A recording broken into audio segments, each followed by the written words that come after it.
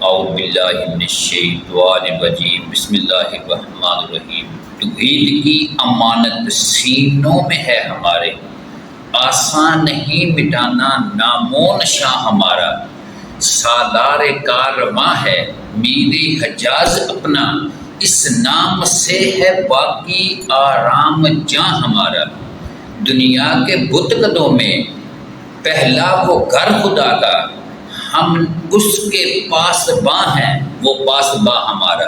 باطن سے دبنے والے اے آسمان نہیں ہم، باطن سے دبنے والے اے آسمان نہیں ہم، 100 بار کر چکا ہے تو امتحان ہمارا۔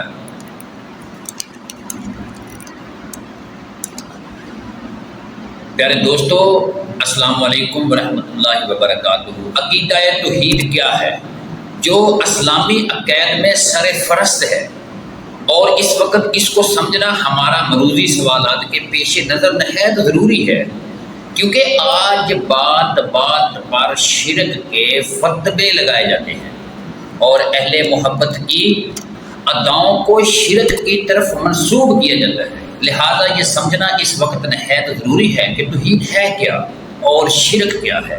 انشاءاللہ تبارک و تعالی ابتدائی گفتگو میں مختصر چند نکات پیش کیے جائیں گے۔ آپ حضرات سے التماس ہے کہ نہایت ہی توجہ سے اس کو سنیں، اور اگر میری بات آپ کو اچھی لگے، آپ کے دل کو ہلائے، آپ کے ذہن کو کھولے، تو اس چینل کو سبسکرائب کرنا نہ بھولیے، تاکہ آپ کا اور ہمارا تعلق مضبوط تر مضبوط ہوتا رہے۔ محترم سامعین، میں نے قرآن مجید برہان رشید کی جو آیت کریمہ تلاوت کی ہیں، اس میں خالق کائنات جل شانہ نے اپنی توحید کو بیان فرمایا ہے، اور سید عالم صلی اللہ علیہ وآلہ وسلم کی زبان مبارک سے اس کا اعلان کروایا ہے۔ کل، اے میرے حبیب صلی اللہ علیہ وآلہ وسلم، آپ فرما دیجئے، هو اللہ، وہ اللہ ہے، احد، وہ ایک ہے۔ اس آیت کا نشان نزول یہ ہے کہ نبی کریم نور مجسم صلی اللہ علیہ وآلہ وسلم جب لوگوں کو ایک معبود، ایک خدا کی عبادت کی طرف بلا رہے تھے، تو وہ والا ماحول جو کہ شرک سے بھرا ہوا تھا، جہاں چپے چپے پہ انہوں نے خود ساختہ معبود بنا رکھے تھے، یہ چھوٹے اللہ اور ان کے ہاتھوں سے بنائے ہوئے پتھر کے، لکڑی کے، لوہے کے۔ ان کا تصور بڑا محدود سا تھا خدا کے بارے میں، ان کی سوچ بڑی مقید تھی۔ جس وقت سید عالم صلی اللہ علیہ وآلہ وسلم نے انہیں ایک خدا کی عبادت کی طرف بلایا، تو عامر بن طفیل اور اس قسم کے کئی لوگ سید عالم صلی اللہ علیہ وآلہ وسلم کے پاس آئے۔ انہوں نے آپ سے سوال کیا، الہ عدد ہیں، آپ ہمیں کس کی طرف بلاتے ہیں؟ آپ نے فرمایا، میں تمہیں ایک خدا کی طرف بلاتا ہوں۔ یہ جن کو تم نے اپنے ہاتھوں سے گھڑ کے معبود بنایا ہے، یہ چھوٹے ہیں، یہ ہماری عبادت کے مستحق نہیں ہو سکتے۔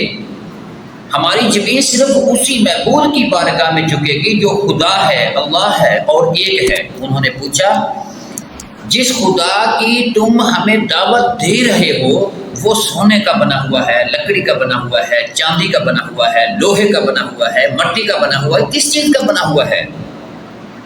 ان کا خدا کے بارے میں تصور یہی تھا کہ خدا لکڑی کا ہوگا، لوہے کا ہوگا، سونے کا ہوگا، مٹی کا ہوگا، پتھر کا ہوگا یا مٹی کا ہوگا۔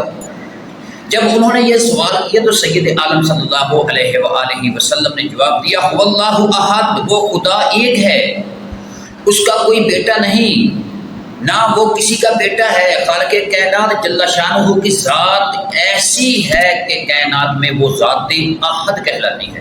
محترم سامعین، جس وقت سید عالم صلی اللہ علیہ وآلہ وسلم نے یہ فرمایا تو یہ زبان سرکار مدینہ کی تھی، اور پیغام میں خالق کائنات کا تھا، پیغام خالق کائنات کا تھا۔ فرمایا واللہ احد، خدا احد ہے۔ حضرت سیدنا امام اعظم ابو حنیفہ رحمۃ اللہ علیہ نے کسی سے پوچھا تھا کہ اللہ کے وجود کی کیا دلیل ہے؟ آپ نے اس سوال کے دہراتے ہوئے آپ نے جواب دیا کہ کیا تم مجھے اس بات کا جواب دے سکتے ہو کہ ایک درخت ہے، خود بخود اس کی لکڑی اس کے تختے بن جاتے ہیں اور خود بخود اس تختوں کی کشتی بن جاتی ہے اور خود بخود وہ کشتی بغیر چلائے چلنے لگ جاتی ہے اور اس طرح چلتے چلتے سمندر کی موجوں کو ٹکراتی ہوئی اپنے ساحل سمندر پر اپنے منزل مقصود پر پہنچ جاتی ہے۔ وہ کہنے لگا اے ابو حنیفہ بھلا یہ کس طرح ہو سکتا ہے کہ خود بخود درخت کے تختے بن جائیں اور خود بخود جڑ جائیں اور خود بخود کشتی بن جائے اور خود بخود کشتی بغیر کسی املا کے سمندر کی موجوں کو ٹکراتی ہوئی اپنے منزل مقصود پر پہنچ جائے؟ اس طرح نہیں ہو سکتا۔ میرے امام نے کہا جب ایک چھوٹی سی کشتی بغیر کسی بنانے والے کے نہیں چل سکتی تو پھر یہ پوری کائنات کا نظام بغیر کسی چلانے والے کے کیسے چل سکتا ہے؟ امام شافعی رحمۃ اللہ علیہ نے کسی سے پوچھا کہ آپ نے فرمایا میرے نزدیک تو میرے خدا کا وجود کی دلیل شہتوت کا پتا ہے، صرف ایک چھوٹا سا شہتوت کا پتا۔ شہتوت کے پتے میں ایک طرح، سارے ایک طرح کے ہوتے ہیں، طبیعت میں ایک طرح کے ہوتے ہیں، رنگ کے ایک طرح کے ہوتے ہیں۔ شہتوت کے پتے کو اگر ریشم کا کیڑا کھاتا ہے تو ریشم باہر آتا ہے، اگر اسے شہد کی مکھی استعمال کرتی ہے تو شہد بنتا ہے، اگر اسے بکری کھاتی ہے تو مینگنیں باہر آتی ہیں، اور اگر اس کو ہرن استعمال کرتا ہے تو اس کے نافے میں کستوری پیدا ہوتی ہے۔ وہ خدا ہے جو ایک ہی پتے سے کبھی شہد میں بدل دیتا ہے، کبھی کستوری میں بدل دیتا ہے، کبھی شہد میں بدل دیتا ہے، کبھی ریشم میں بدل دیتا ہے۔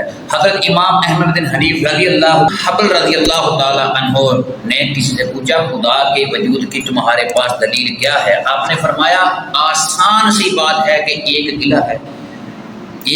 قلعہ ہے جس کے باہر چاندی لگی ہوئی ہے، جس کے اندر سونا لگا ہوا ہے، وہ قلعہ بند ہوا ہے، ذرا بھر بھی اس کے اندر ایک سوراخ تک نہیں ہے۔ جب اس قلعے کی داریں پھوٹتی ہیں تو اندر سے ایک جاندار برآمد ہوتا ہے۔ جو خدا اس ہوا بند قلعے کے اندر ایک جاندار کو پیدا کر کے زندہ رکھ سکتا ہے وہ خدا میرا خدا ہے، اور جو ذات یہ کام کر رہی ہے وہ ذات اس کائنات کی معبود حقیقی ہے۔ وہ کون سا قلعہ ہے؟ آپ نے انڈے کی مثال دی، فرمایا انڈا ایک قلعہ ہے جس کی باطن میں سونا ہے اور ظاہر پر چاندی ہے، اندر اس کے سونا ہے یعنی زردی اور باہر اس کے چاندی ہے، یہی ان کا پھول۔ جب وہ اپنے دن پورے کر کے اٹھتا ہے پھٹتا ہے تو اندر سے ایک چوزا برآمد ہوتا ہے۔ اب کوئی نظام نہیں تھا جس کی وجہ سے ہوا اندر جا رہی ہوتی، جس ذات نے اس بند قلعے کے اندر جانور کو زندہ رکھا ہے وہ ذات ہی کائنات کی خالق و مالک ہے اور وہ معبود ہے۔ حضرت امام مالک رضی اللہ تعالی عنہ سے کسی نے پوچھا کہ خدا کے وجود کا ہونے پر کیا دلیل ہے؟ آپ نے فرمایا یوں سمجھیے کہ زبان جو ہے نا اس کی بناوٹ اور اس کا گوشت ایک ہی قسم کا ہے، لیکن کسی جسم میں جب یہ پہلے نمبر پر بولنا شروع کرتی ہے تو عربی بولتی ہے، اور کہیں یہی زبان پنجابی بولتی ہے، اور کہیں یہی زبان اردو بولتی ہے، یہی زبان انگلش بولتی ہے، یہی زبان جو ہے وہ پشتو بولتی ہے، یہی زبان عربی بولتی ہے، یہی زبان بنگالی بولتی ہے، اور کسی علاقے میں یہی گوشت کا ٹکڑا ہندی بولتا ہے۔ ایک ہی بناوٹ کی، ایک ہی حقیقت اور ایک ہی ماویت کا گوشت مختلف آوازیں بدلتا ہے، ایک ہی قسم کی ساخت کی بنی ہوئی ہے۔ یہ مختلف بولیاں بولنے والی ذات خدا کہا جاتا ہے، مختلف بولیاں بولنے والی ذات کو خدا کہا جاتا ہے۔ گوشت ایک ہے مگر اس کی آوازیں مختلف آتی ہیں، جب بولنا شروع کرتا ہے تو نغمہ پیدا ہوتا ہے، اس سے مختلف آوازیں، مختلف زبانیں، مختلف لغات پیدا ہوتے ہیں۔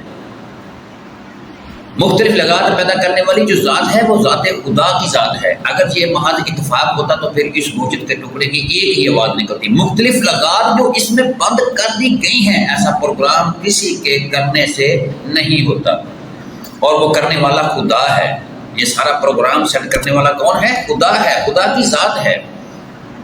پھر دیکھو آپ نے فرمایا کہ آواز تو ایک ہے، کبھی بولتی ہے تو بلبل کی رقص کرتا ہے، کبھی بولتی ہے تو بڑی بھاری آواز ہوتی ہے، کبھی بولتی ہے تو کبھی کرہت ہوتی ہے، کبھی کسی زبان سے لفظ نکلتا ہے وہ دوسرے بندے سننے والے کو کھاتا ہے۔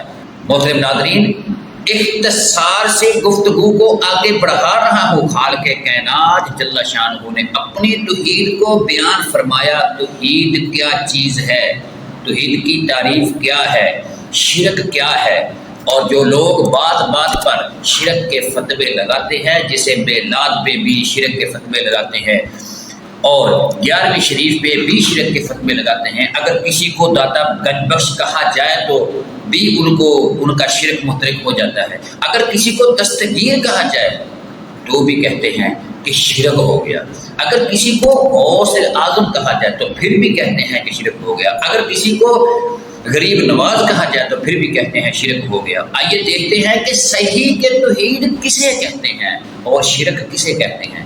میں شرک کی تعریف پورے وثوق سے کر رہا ہوں کہ پوری دنیا کے مفکرین کے سامنے اس تعریف کو ایک اتھارٹی کی حیثیت سے پیش کر